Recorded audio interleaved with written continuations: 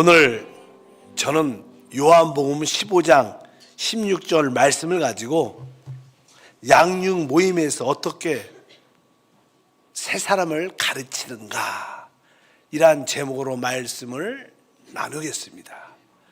우리 한세교회는 내적인 영적인 성장이 있지만 숫자적인 성장의 필요함도 있음을 우리 모두가 알아야 합니다. 이 모든 숫자적인 성장의 모습은 담임 목사나 우리 교육자가 중심이 돼서 해야 되지만 우리 모든 성도가 같이 동참하여 이루어야 할 목표인 것을 분명히 알아야 됩니다.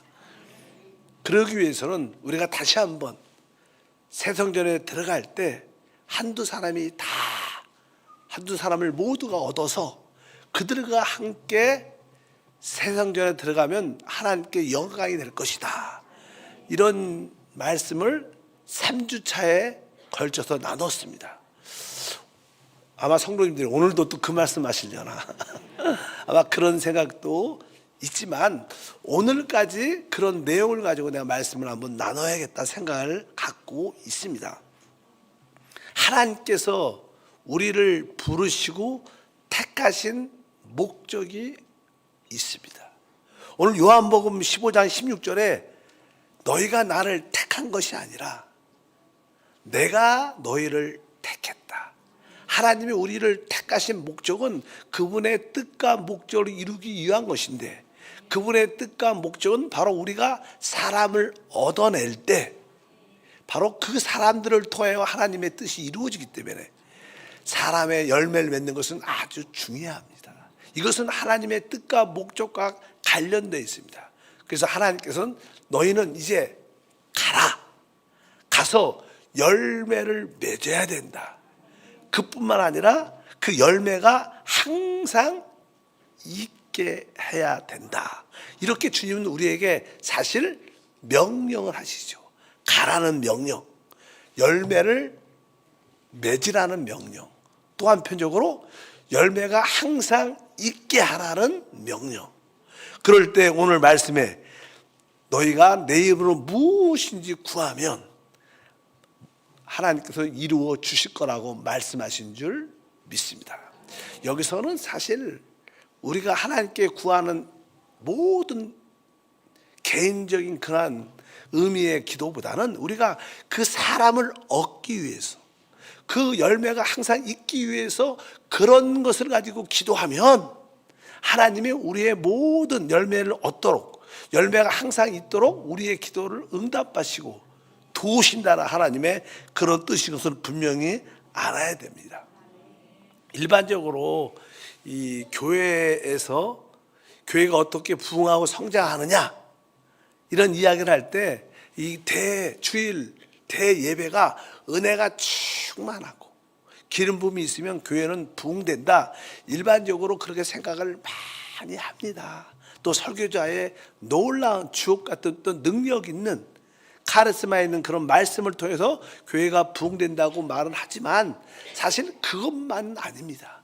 한편적으로 또 그러한 주일 대예배의 모습도 있지만 또 성도끼리 서로 모여 서로 양육하고 서로 교제하는 그러한 소그룹 모임도 함께 할 때 교회가 성장하는 것을 분명히 알아야 됩니다. 사도행전 5장 42절에 말씀합니다. 그들이 날마다 성전에 있든지 집에 있든지 예수는 그리스도라고 가르치기와 전도하기를 그치지 아니하니라.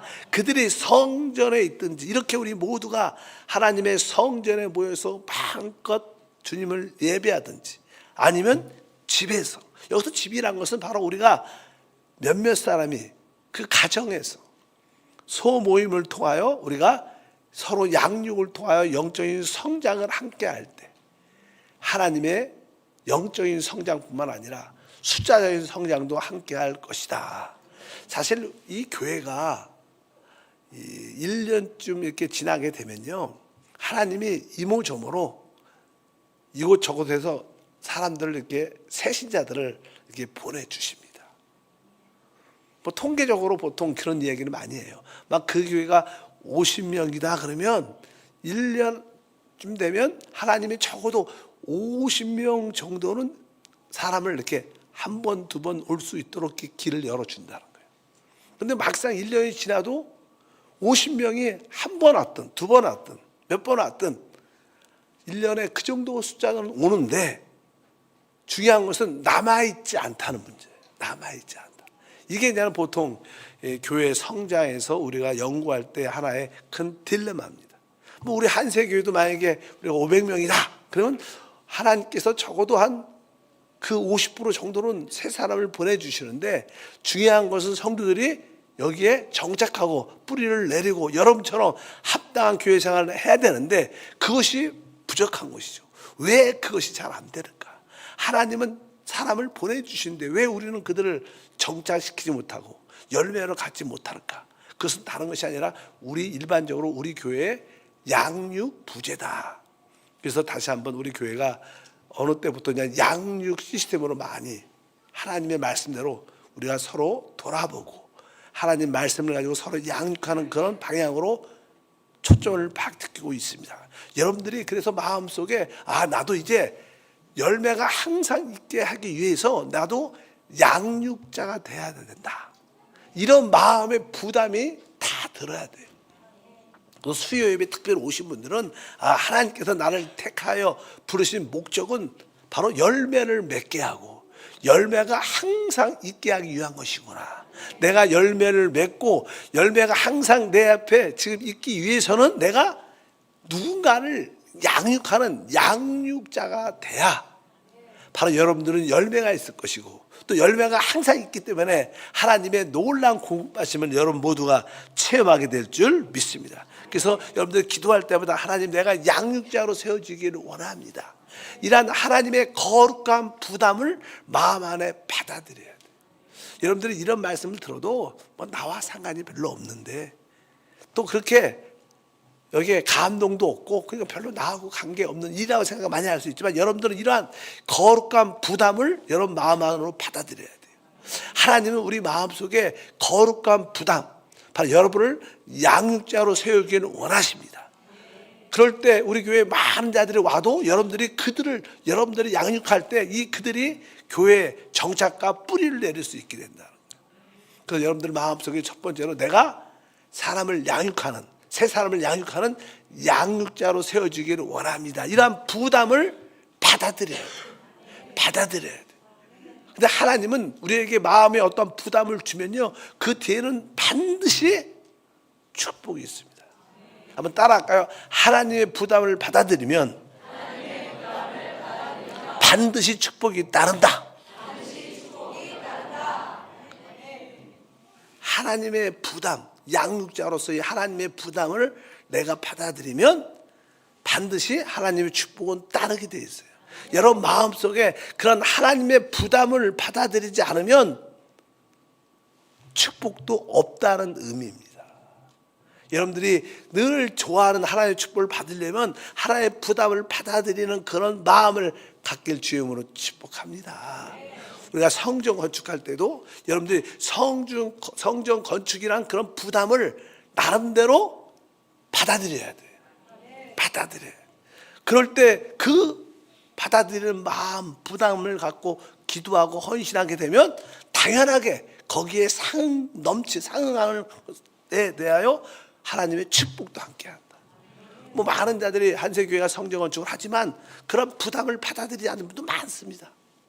그러나 그 부담을 진심으로 받아들이면 축복도 함께 하는 것이다. 그런 것처럼 바로 우리가 사람을 얻어서 그 사람들을 양육하여 바로 주님의 몸된 지체로 뿌리를 내리게 한다면 이런 부담을 받아들인다면 거기에 상응하는 축복이 우리 가운데 함께 할 줄 믿습니다.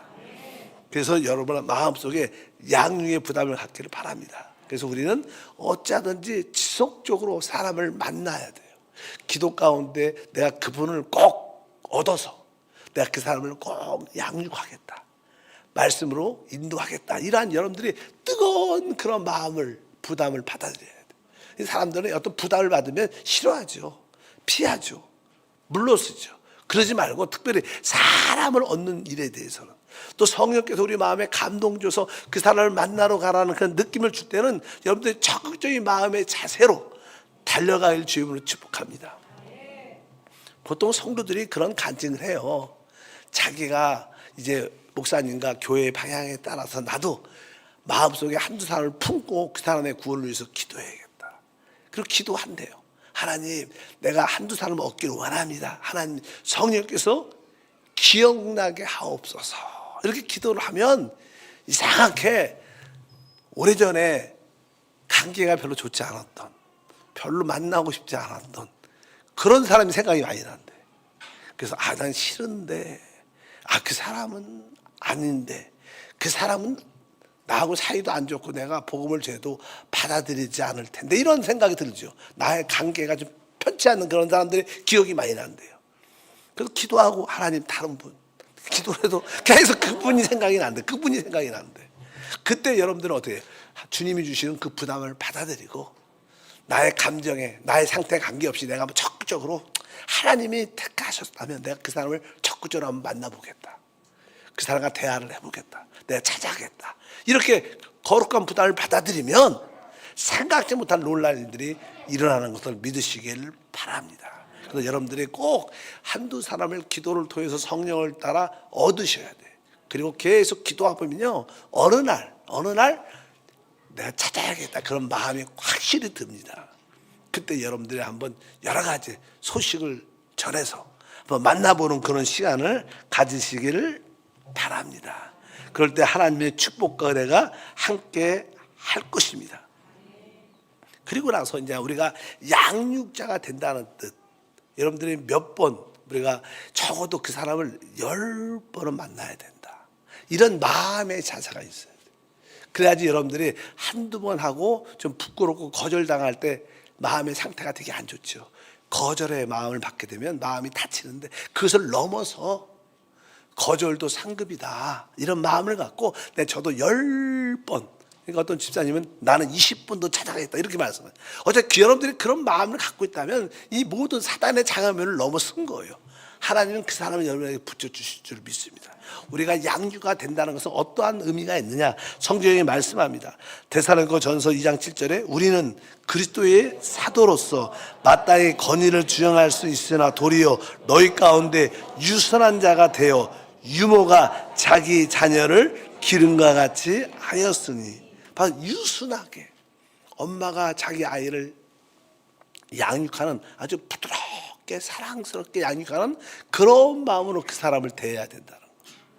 바로 여러분의 자녀를 양육하는 그러한 어머니 마음으로 그들을 부드럽게 대해야 된다, 이렇게 말씀하고, 또 한편적으로는 데살로니가전서 2장 11절에 너희도 아는 바와 같이 우리가 너희 각 사람에게 아버지가 자기 자녀에게 하듯 권면하고 위로하고 경계하노니, 또 어느 때는 아버지 같은 그런 마음으로 경계도 하고 권면도 하고 또 위로도 하는, 바로 그러한 마음을 갖는 게 양육자의 마음입니다.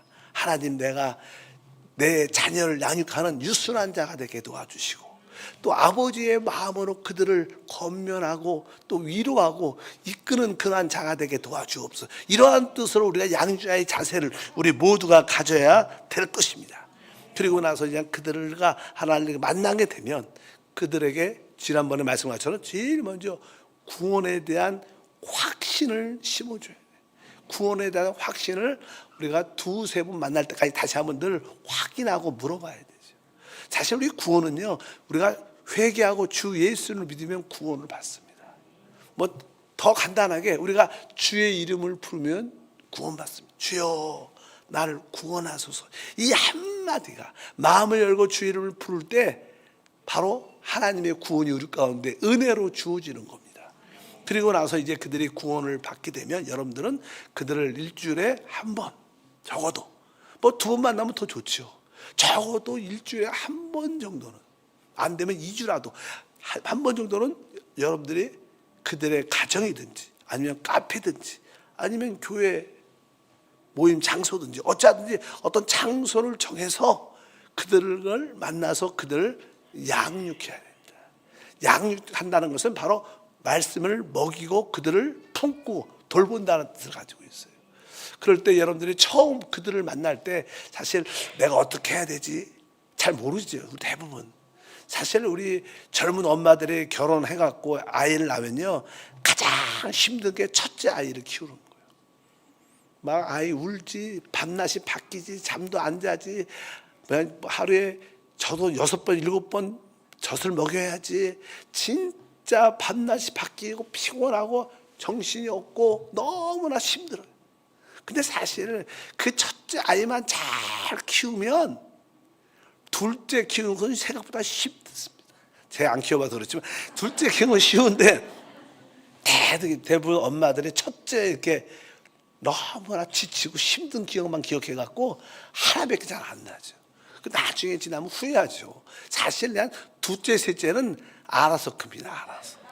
뭐 꼭 그렇진 않지만 일단은 첫째 너무 두려워하지 말고 다 어설프니까. 여러분들이 처음에 이 사람을 내가 어떻게 하나님께 인도해야 되지? 이렇게 요즘엔 젊은 엄마들이 다 인터넷으로 키우죠. 인터넷으로. 모든 것을 인터넷 거기에 답이 다 있다 그랬는데 사실 우리는 사랑으로 키워야 될 줄 믿습니다. 그래서 제일 처음에 그들에게 우리가 그들을 양육할 때 가장 기본적인 것은 저는 가장 마음이 쉽게 열리는 것은 찬양이에요. 찬양. 그래서 여러분들이 한번 만날 때마다 또 이렇게 찬양 한 곡은 갖고 와요. 한 곡은 짧은 후렴도 좋고 짧은 찬양을 하나 갖고 와서 찬양을 한번 나 이 찬양 너무 좋아하는데 한번 내가 불러볼게요. 그 찬양을 후렴 아니면 1절만 살짝 부르고 한번 같이 해보자. 이렇게 여러분들 먼저 찬양을 한번 부르는 것을 가르치는 게 중요합니다. 믿으시면 아멘. 여러분들은 만약에 여러분들이 전도한 사람이 있다. 그럼 그 사람에게 내가 찬양을 하나. 이 찬양 너무 좋다. 그러면서 여러분들이 찬양을 할 때 어떤 찬양을 가르쳐 주고 싶어요. 그래서 그 찬양을 집에서 혼자서 많이 연습을 해봐야 돼요. 후렴도 많이 해보고. 어떤 사람은 나 같은 죄인 살리세 이렇게 찬양할 수도 있죠. 또 어떤 분들은 어떻게 할까요? 저 같은 경우는 내 영혼이 은총 입어 중한죄짐 복고 보니 슬픔 많은 이 세상도 천국으로 화하도다. 나는 진짜 늘 죄의 무거움이 있었는데 주 예수를 믿고 진짜 중한죄를 내가 벗어버렸어. 나 이 찬양만 부르면 늘 내 입술에 기쁨이 있다. 내 영혼이 진짜 은총 입었다. 중한죄 벗고 오니. 그러면서 여러분들이 그 조금 설명하면서 한 1절 정도 후렴을 알려줘요. 잘 모르면 그냥 우리 하나님은 놀라운 사랑의 하나님이다. 그래서 여러분들 좋으신 하나님 우리 부르잖아. 늘 좋으신 하나님, 좋으신 하나님, 참 좋으신 하나님. 처음에 구우면서 찬양 모르니까 여러분들이 찬양을 한 곡 정도 이렇게 가르쳐주는 그럼 대화가 좀 되죠. 한번 그렇게 시도를 해보라는 거예요. 여러분들이 처음 한다는 마음을 갖고 있을 때. 그 사람 만나갖고 뭐하지? 얼떨결하잖아요. 그래서 아주 간단한 찬양 노래가 있는데 한번 불러보자. 제가 91년도에 선교사로 그냥 파송돼서 중앙아시아 칭케트에 가서 이제 몇몇 사람들한테 그 한 성도님한테 소개를 받아갖고 여기 고리원이 어디 사냐? 그럼 그 집에 내가 한번 그 집에 가서 한번 한국에 대해서 이야기도 하겠다. 갖고 장소를 정해놓으면 제일 먼저 사람 한 3-4명 가족이 몇 사람 모여 있으면 제가 가장 노래 불렀던 노래가 많이 있어요. 그 중에 하나가 뭐냐면 대한민국이 잘 사는 이유를 설명했어요. 그때만 해도 88 올림픽을 했어요. 88 올림픽. 그래서 많은 사람들이 올림픽을 보죠. 그러니까 그 남한이 그때는 남한이라고 남한이 서울 봤냐 하니까 봤다. 어떠냐? 되게 잘 살고 너무 좋대. 왜 한국이 잘 사냐? 하나님을 잘 믿어서 잘 산다. 그렇게 복음을 전했죠. 그리고 한국에서 요새 뜨는 노래가 있다. 그래서 내가 노래를 가르쳤어요. 그 노래가 제목이 뭐냐면 돈으로도 못 가요. 이 찬양이 돈으로도 못 가요. 하나님 나라. 이렇게 하냐면 그 노래를 진짜로 처음에 가니까 아무것도 모르죠. 그래서 무엇을 노래? 그래서 한국에서 유명한 노래가 있다. 그래서 내가 돈으로도 못 가요. 하나님 나라. 그래서 제가 돈으로도 못 어떨까요? 이렇게 하는 게 많이 가르쳤어. 그러니까 시간이 이 집 저 집에서 많이 하니까 나중에 어떤 성도님이 물어봐. 목사님 왜요? 그러니까 동그라미 이렇게 하는 이게 뭐예요? 그래서 제가 그 돈인데 그러니까 자기는 이렇게 한대. 나중에 알았어. 그들은 이게 돈이 아니야. 그들은 돈을 할 때 그들은 자, 돈 좀 줘. 이렇게 얘기해. 그냥 그런 에피소드도 있지만 어찌하든지 여러분들이 처음 만날 때 그들에게 여러분들의 마음이 열린 찬양을 아주 재미있게 가르치면 우리 찬송가일지라도 여러분들이 그냥 1절만 후렴만 간단하게 가르쳐. 그럼 마음이 이렇게 열리죠. 그리고 나서 이제 여러분들이 이제는 진리의 말씀을 양육해야죠. 그러니까 한세 공과 양육책이 있어요. 양육책. 그것을 빨리 띄워주겠다 그런 의미가 중요하지 않아요. 여러분들이 어떤 양육책을 정했으면 오늘 내가 이 양육책 일가를 하겠다 그러면 미리 가기 전에 한번 읽어봐야 돼요. 읽어보면서 하나님 내가 그와 함께 이 말씀을 읽을 때 그에게 깨달음과 빛비침을 주시기를 원합니다. 그러니까 그렇게 여러분들이 먼저 한번 읽고 또 기도로 준비해서 그리고 나서 이제 찬송 한 곡 좀 아주 쉬운 거 가르쳐주고 이게 하나님 말씀을 조금 쉽게 우리 공과책으로 해놨으니까 한번 요 부분 한번 읽어보자 같이 해갖고 같이 이렇게 읽을 때 그것을 뭐 공부하는 것처럼 막 읽을 필요 천천히 이렇게 한씩 읽고 그것도 중요한 것은 그들이 그 단어 하나하나 읽을 때 마음에 감동이 있도록 또 우리가 어떤 부분을 읽을 때 거기에 중점이 무엇인가를 확실히 알고 그렇게 읽을 때 이 단어에 대해서 또 아니면 어떤 거에서 질문을 갖게 되면 그냥 스톱해서 이 단어가 무슨 뜻이에요? 그러면 그 단어에 대해서 쉽게 설명해 주고 또 이렇게 하면서 여러분들이 그 진리의 말씀으로 먹이고 가르치는 시작을 갖게 해야 됩니다. 많이 하는 게 중요하지 않아.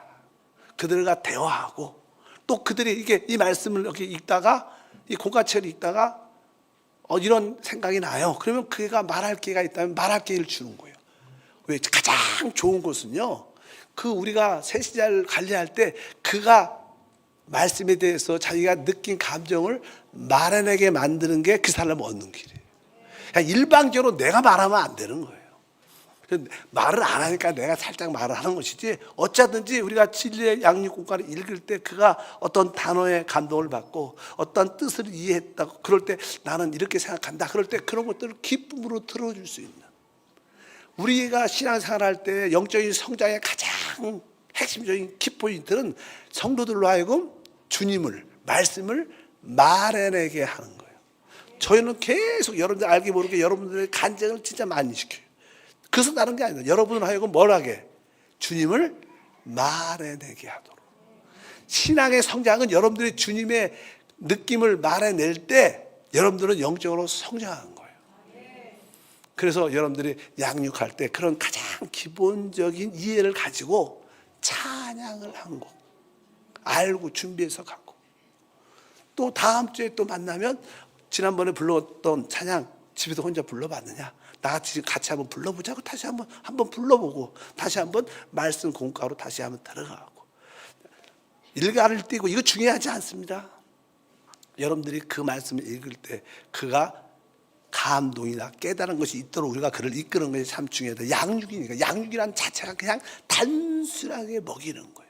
우리가 아이한테 어떤 음식을 줄 때 여기는 비타민 C가 많고 뭐가 많고 건강에 좋고 이런 얘기 전혀 안 합니다. 그냥 뭐예요? 단순하게 음식 만들어서 그냥 먹이에요. 그냥 먹으면 시간이 지나면 자라게 돼 있다는 거예요. 그들을 그렇게 이해시킬 필요 없습니다. 다만 그들이 말하게 될 때 말할 수 있는 기회를 자꾸만 주는 거예요. 여러분들이 어차피 그렇게 양육은 그렇게 쉽게 시작하면 된다. 왜? 성도들이 되게 그것을 두려워해요. 여러분들이 어떤 사람을 얻었어. 근데 이분을 얻었으면 이걸 어떻게 할지 몰라. 우리가 아이도 그러잖아요. 처음 낳았어. 그래갖고 그냥 엄마가 나가갖고 그냥 그 자기 남편에게 애기야. 딱 주면 그 아빠가 조금 해갖고 이거 어떻게 이게 안을 수도 없고 만질 수도 없고 이게 그렇게 느낌 있는 것처럼 처음 새신자들을 어떻게 관리할지 모른다. 이렇게 가장 기본적인 전제를 가지고 여러분들이 그들을 이끌어주게 되면 거기에서 사랑을 서로 느끼게 되고 그 사랑 가운데 영적인 성장과 축복을 받게 될 것을 확실히 믿습니다. 그런 가운데 그 대화 가운데 나는 요즘에 몸이 되게 아파요. 이렇게 그럴 수도 있죠. 그 세신자가 나에게 이러한 문제가 있습니다. 그럴 때 여러분들은 진지하게 어떻게 해야 돼요? 기도해 줘야 되는 거예요. 아파요? 그러면 성경에 말씀하고 있습니다. 병든 자에게 손을 얹어 나으리라 이렇게 말씀을. 그러니까 아픈데 손을 대보세요. 그래서 그 손 댄 위에다가 손을 살짝 대고 하나님, 주님이 채찍에 맞음으로 우리에게 나음을 주셨습니다. 하나님, 이 성도가 하나님 안에서 치유받도록 도와주고 이렇게 기도를 해줘야 돼. 여러분들 낳고 안 낳고는 두 번째 문제예요. 우리는 단순하게 해야 되는 거예요. 그들의 필요가 있다면 우리는 그들의 필요를 채워주는 마음이 있어야 돼요. 그들에게 다른 문제가 있다 그러면 여러분들이 말씀 안에서 그거에 대한 도움을 줄 수 있는 마음을 가져야 돼요. 그런 걸 두려워하지 마. 이 사람이 병이 안 나면 어떻지? 그런 거 생각하지 마요. 다만 여러분들이 아픈 사람이 있다면 그 아픈 사람을 위해서 기도해 주는 그 사실이 그에게 위로가 되고 힘이 되는 겁니다. 만약에 그런 가운데 하나님이 치유해 준다면 더 역사가 나타나겠죠. 그러나 나타나지 않아도 중요하지 않습니다. 여러분들이 꼭 그들에게 필요가 있다면 그 필요를 위해서 여러분들이 필히 그 문제를 해결해 줘야 하는 마음을 갖고 있어야 돼요. 그렇지 않다면 뭐 만날 때마다 내가 병을 꼭 고쳐주겠다 이것도 문제가 있지만 병이 있는데 그걸 위해서 기도하지 않는 것은 더 문제가 있는 거예요. 그냥 무조건 병을 내가 고치겠다 이런 마음으로 계속 그런 기도만 하고 밀고 나가면 안 되겠지만 그러나 기도하지 않는 것은 더 문제예요. 어째 여러분들이 그들의 필요가 있을 때 그것을 위해서 솔직하게 말씀대로 손을 얹고 기도해 주고 또 그에게 다른 문제가 있으면 그 문제에 대해서 어떤 지침과 방향을 줄 수 있는 여러분에게 그런 은혜가 있기를 바랍니다. 그러면서 그들을 이렇게 돌보는 거예요. 돌보는 거.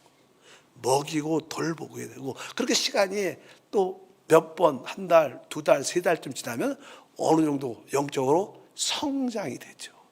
그럴 때 여러분의 지역 모임에 한번 같이 가는 거예요. 되는 거예요.